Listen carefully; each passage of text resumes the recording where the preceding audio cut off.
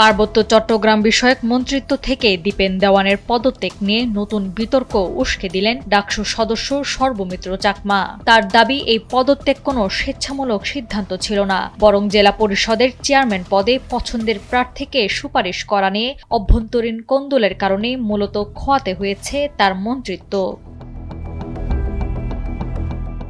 এই বিষয়ে সর্বমিত্র চাকমা তার ভেরিফাইড ফেসবুকে লিখেন, সাবেক মন্ত্রী দীপেন দেওয়ানের পদত্যাগের কারণ হিসেবে অসুস্থতার কথা উল্লেখ করলেও তিনি স্বেচ্ছায় পদত্যাগ করেননি।